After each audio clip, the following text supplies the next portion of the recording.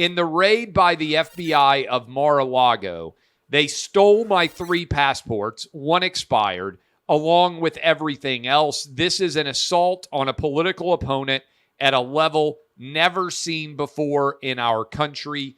Third world exclamation. Trump continues to fire away on Truth Social. I would encourage you guys, if you are interested in what Donald Trump is going to be saying from one moment to the next, that is worth checking out. All right, and I got to be honest with you.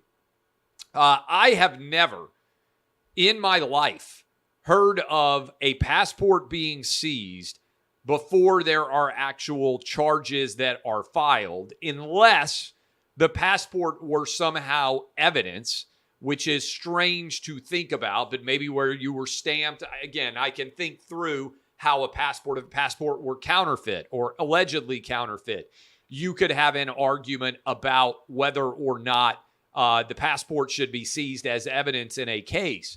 But this seems quite clearly to me, if it's true, as Donald Trump says it is true on Truth Social, to be designed to make the president look like he is guilty of something, because usually a passport is seized when you are a flight risk and there is a concern that you're going to be trying to leave the country. Now, what I would say in general about this, all right, what I would say in general about this is there anyone in the world who is harder to hide than Donald Trump?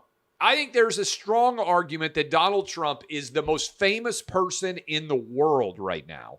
So this idea that somehow he's going to be hiding or that he's going to flee the country and go abroad represents, honestly, an outlandish argument.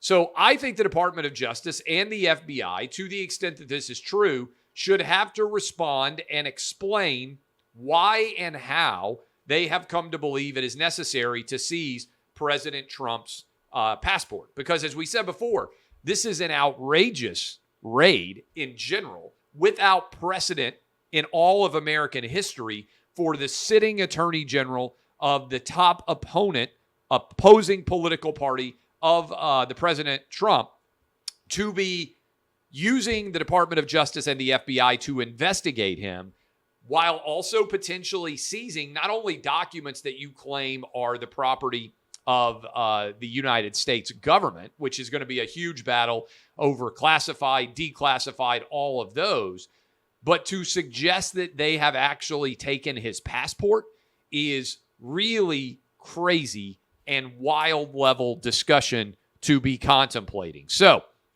again, I said on Clay and Buck, and I'm going to bet that we will at Outkick and on this show and on the Clay and Buck show and everything else do a better job not only of covering breaking news, but also of telling you where we are headed.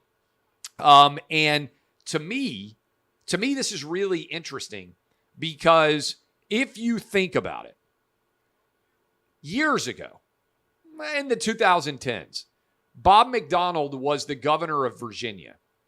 He was charged with bribery by the federal government for accepting around $175,000 in alleged benefits while he was the governor.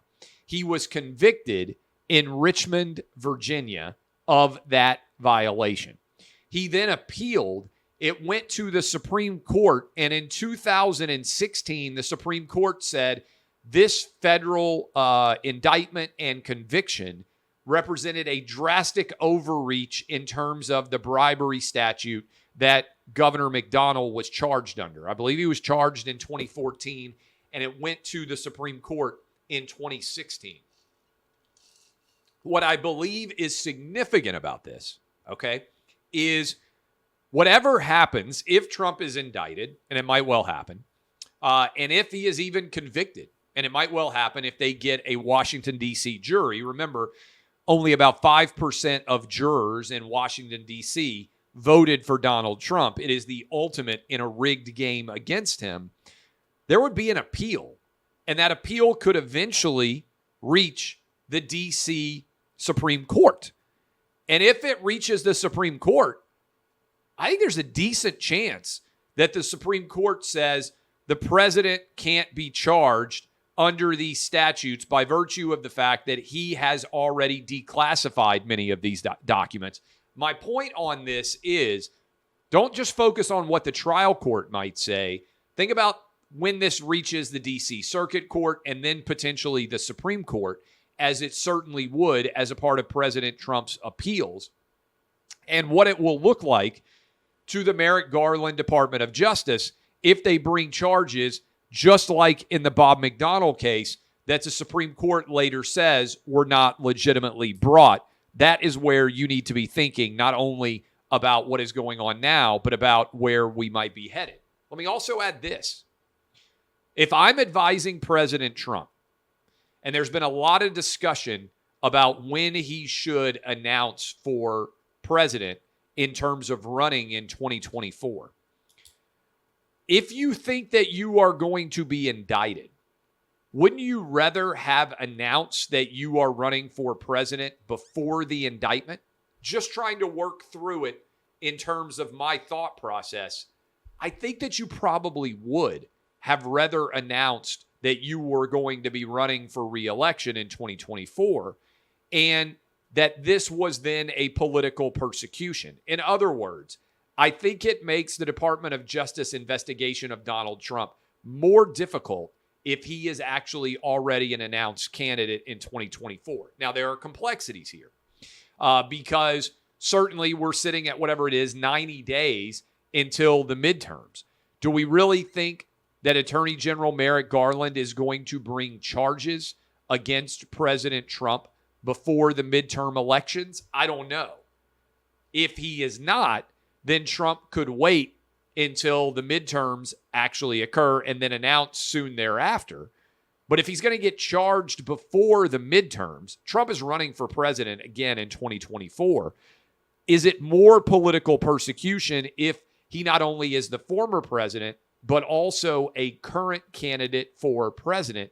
Just worth thinking about. Now, the complications there are, does it then turn the midterm into, both in the Senate and the House, a discussion about Donald Trump and a referendum on this raid, as opposed to a discussion about Joe Biden and the failures that he has presided over as president of the United States, including basically a year ago, the Taliban taking back control of Afghanistan. Just worth thinking about the timing. There are many different moving parts associated with this. But again, the passport reportedly seized is a big, I would say, expansion beyond seizing the documents, because I don't think even the most hateful Trump person out there could argue that the passport isn't directly the right of Donald Trump to have, whereas there might be disputes about this particular paperwork, this letter, as to whether it's the government's property or Trump's property.